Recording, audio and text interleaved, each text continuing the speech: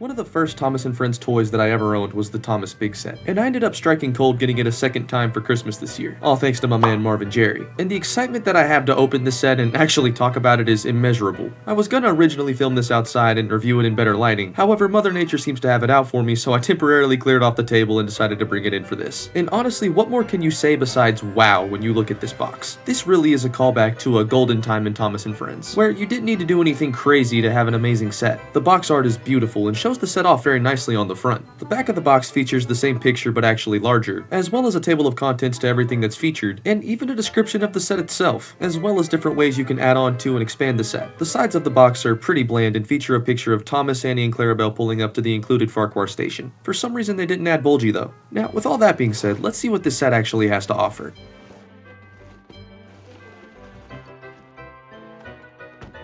Featured inside is all of the track that you're going to need to build this layout, as well as its included buildings and risers. While I can't wait to get the layout itself built, what I really want to take a look at first is the characters that are included in the set. It looks like I got lucky and got some ones that don't actually come in the original ones, so I guess I'll focus on the ones that do for now. But you better believe we're coming back to these two. Starting off with the most expected, included is a classic Tomy Thomas, and the good condition that he's in is extremely exciting to me. As you can see here, there's not many bumps on his face or stickers, and though we can't really tell until we take a look inside, the chassis seems to be pretty well intact. Not to mention the inclusion of that beautiful nostalgic face.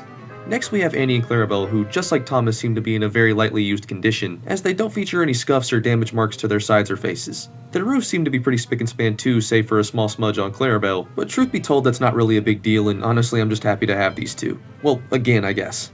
Lastly, but definitely not least, is the inclusion of Bulgy, shown here in his original red and yellow livery. I honestly would say that this is the highlight of the set for me, as Bulgy here is just so well detailed and I can't help but laugh at the decals every time I see them. I really wish these road vehicles were something the Trackmaster would have kept doing. Now, I know he's not featured in the original set, but I was beyond excited to see an original Tomy James in this box, and since he's my favorite, we're going to talk about him anyway. Just like the others, James is in a tremendous condition, and honestly all around is a basically perfect model. He could definitely use a bit more paint, and I don't like the fact that the Tinder is just a sticker, but with how nostalgic this model is to me, it's unlikely that anything's gonna beat it. I honestly wish this set came with James.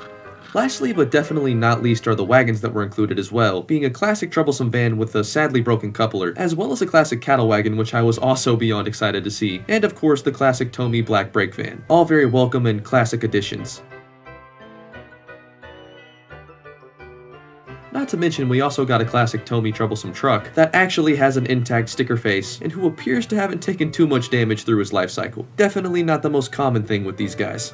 Now that we've gotten all of that out of the way, let's get into actually assembling the set itself, something that I know you've been waiting too long for.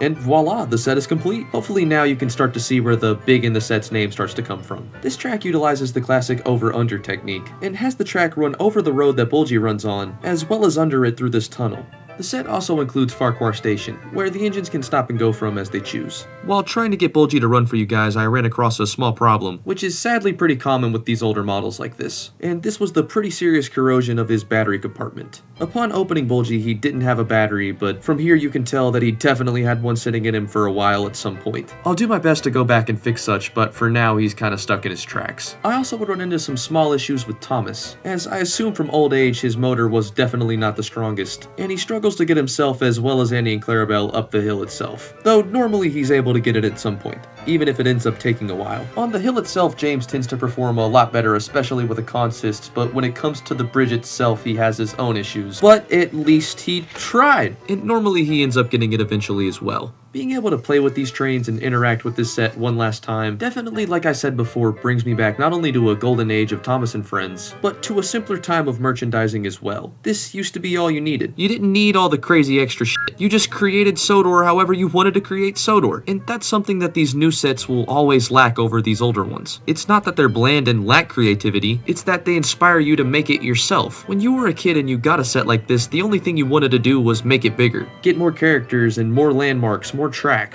and that's what we did. The set itself served as either inspiration or a guideline. It provided a main idea that could be built upon, and that's something that these new sets just don't have. But for those who grew up in the golden era of these toys, I think you can agree with me in saying that this is definitely something that we all miss. But in a way, I'm happy to have gotten to experience it in the first place. Hopefully you guys enjoyed taking a look at this classic set, and as always, thank you guys for watching. I'll see you guys in the next one.